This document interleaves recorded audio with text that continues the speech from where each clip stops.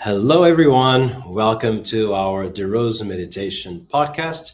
My name is Nuno. I'm one of the teachers here at De Rose Meditation online platform. And today we are going to talk still about our 30 days challenge. We have started this challenge 3 weeks ago, and the main intention here is to train your brain to stay focused. And it is a training, it is an active training that we need to do because in today's world, it is so easy to just get along with notifications, with people calling, tapping our shoulder in person and virtually. So it is quite demanding to live today's life. And so we need to have tools that will help us to navigate through these challenges. And so the 30 days challenge is started with one first exercise that was box breathing. Box breathing is one of my favorites because the first thing is to put your attention on the way that you're breathing. So you're going to stop, you're going to observe your breath, and then you will consciously change, manipulate, improve your breathing to make it nasal, silent, abdominal, or complete, and then following a square rhythm. So all the four phases of breathing with the same duration. And one of the great things about this exercise is it just changes the way that you perceive the present moment. Okay, you are not just worrying about the outside, the outputs, the inputs that are happening all the time. And then suddenly you just change your perception to yourself, to what you're doing, which is breathing. So simple as breathing. And when you do that, your brain and your physiology will change. This is what is happening here and now. And that's why box breathing is a great exercise to train your focus. We know that, but at the same time, to build a foundation for your mindfulness training. And that exercise was part also of the second and the third week, meaning the first part of the exercise of the 2 past weeks were box breathing. Then on the second week, what we did was the abstraction of the senses. We used the sound of a metronome to train your attention to do one thing in the middle of all the other things happening at the same time. And that is a great exercise to do. So we used a metronome, and at the same time, the sounds of the city were there. And so you need to focus on the metronome only. And why this is so important? This is what you need to do, for example, when you need to write down an email. You need to open, for example, your Gmail, and you start your email, and then you finish your email without checking your phone, without losing your attention, entering on any social media platform, or just being interrupted by any notification. No, to be present. So this exercise of abstraction of the senses, it is so useful, so powerful that you're actually training your brain to actively focus your attention on just one thing. And the thing is there is the sound of the metronome, including all the others, but you're just focusing on the sound of the metronome. And that's so powerful. Then on the third week, what we did was a concentration exercise. We started with box breathing for a couple of minutes, and then we moved to a concentration exercise, which was to count mentally from 1 to 108 and from 108 back to 1 at the same time. Something like this: 1, 108, 2, 107, 3, 106, and so on until later on 107, 2, 108, 1. That's the goal. And the thing is, you know how to count from 1 to 108, and you're going to do it with no mistakes. If I ask you right now to do that, 1, 2, 3, 4, 5, go to 108. Perfect. Do it backwards. You can do it as well. But then when you need to do it both at the same time, you start activating other parts of your brain, which are the ones that you train during meditation. So that means you cannot automatize that exercise, at least not for the first months of training, because it's really challenging. If you give it a try, even right now, you stop, you pause this video and give it a try to count on these two ways at the same time. Damn, it's so challenging, so difficult to do it without losing focus. And that way you are training your brain to do something with extreme focus in such a way that you don't communicate with anything else. There are no notifications that will interrupt your attention. There's no fragmentation of your attention. Quite the opposite. You are funneling, you are channeling your attention into just one thing. And by doing that, it is a very strong and powerful workout for your brain. And that's what we challenge you to do on the previous week. And why? Why are we doing this? The first thing is because it works. We have more than 5,000 years training this way. It is the ancient way to train meditation. The approach is this one. It always has been, only recently changed with different interpretations of what meditation is, what mindfulness is, and many other philosophies are. But we stay to the tradition. So meditation is you sit and you do an active, really active exercise. And that's great. That's a powerful training. And so this next week, we'll do as the fourth part of our challenge that will start, of course, with box breathing. You need to do that switch. That's really important. Otherwise, you arrive home and say, okay, I'm going to do this challenge. You sit, cross your legs to do your meditation, and you're going to think, did I lock the doors of my house? And you lost it, okay? But then when you sit to practice and then you do your breath work, boom, you get straight to the present moment. And when you do that, that's great. Then you build a solid foundation to do the next exercise. That will be a meditation exercise. And most people will think, oh, but concentration and meditation, the way that you guys teach, they look the same. And the answer is they are the same. So the exercise is the same exercise. But imagine this like a door and a corridor. And so the door is the exercise.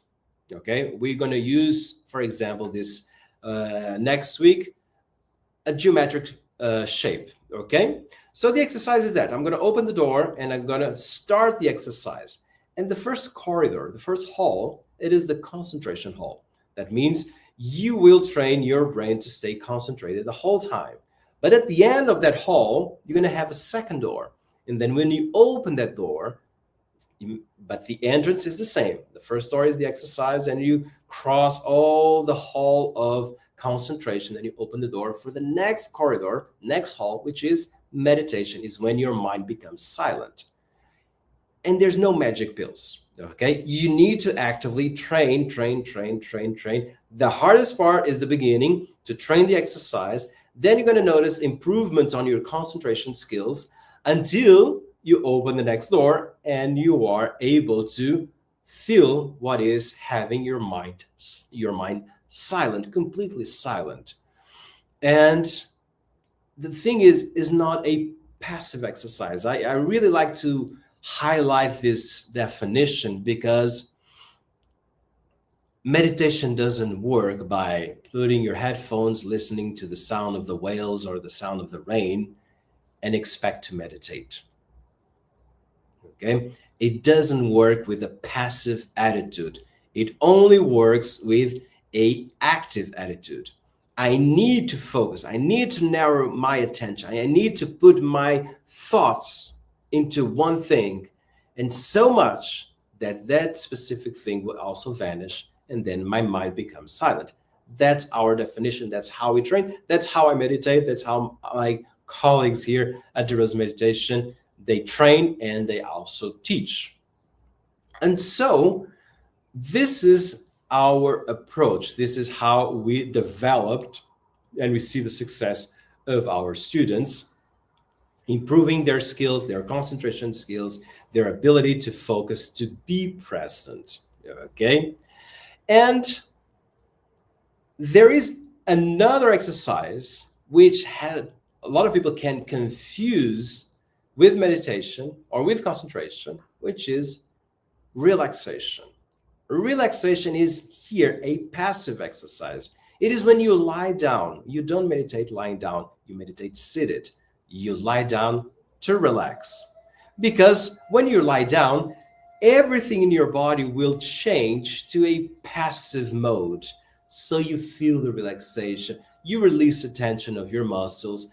You are not sitting on an uncomfortable position, you are extremely comfortable lying down. And so you can explore that good sensation of being relaxed that can also be a nice entering point to then do your meditation training.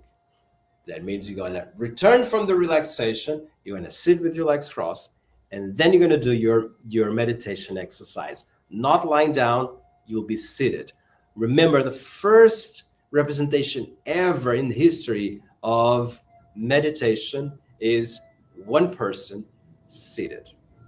If it was represented that way 5,000 years ago, that means it is that way that we should meditate, not the lying down figure. It was very easy to see the human figure seated with the legs crossed, back straight. That's how we do our meditation. And why is that so important? Just think that it is almost like the antidote of what social media, what FOMO is, what this rain of notifications are on our cell phones, on our laptops, because we need both. We need to communicate like I'm doing here. I'm live on Instagram, I'm live on YouTube, then this will stay recorded on YouTube. So I'm using these platforms, of course, to share my knowledge, to share my experience. But I also need to have a time to stop and be offline, be on airplane mode, be completely off when I need. I need to be able to navigate through both states, meaning state of complete silence, absolute focus, and a state that I'm reachable, that I'm available, that I'm researching, for example, and that's great. And if you don't have the training to do both, the big tendency it is to sooner or later you'll be just passively being a victim of your algorithm instead of the opposite. So even for me in social media, I choose what I want to watch. If I don't like it, I just don't follow, I ignore. I just want to read, I want to learn things that I'm interested in. So the algorithm understands my needs, what I'm interested in. But also then I go offline. I turn it off. Imagine giving a class. Imagine being here, investing my time, sharing my knowledge here, and at the same time being completely fragmented by notifications and all the other things. I'm not. It's in airplane mode, no notifications. I'm here completely with you. And so that's what we need to train. And meditation is the best training to improve that skill of absolute focus, full concentration, straight to the point, very sharp, very direct to the point, versus passively scrolling or trying to multitask, watching Netflix and scrolling Instagram at the same time. Big mistake. Don't do that. Okay. So how to train to leave that state, which is the most normal thing that happens nowadays? Train meditation, train breath work, these ancient techniques, this ancient way to train that will equip you with strong skills of being absolutely focused. Okay, so my invitation here is stay tuned on Instagram and on YouTube. We'll be sharing tomorrow our fourth and last challenge for this 30-day challenge will be that new exercise. And so I invite you to do that. If you're new here, don't worry. Just here, you're going to scroll back and find the video of the first week. I'll be sharing what box breathing is, how to do it. I'll train with you. And then a second video to do it on the second week.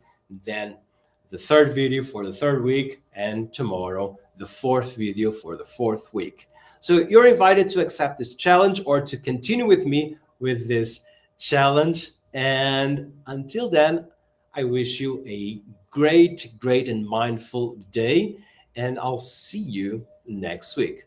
Until then, bye bye and enjoy this challenge.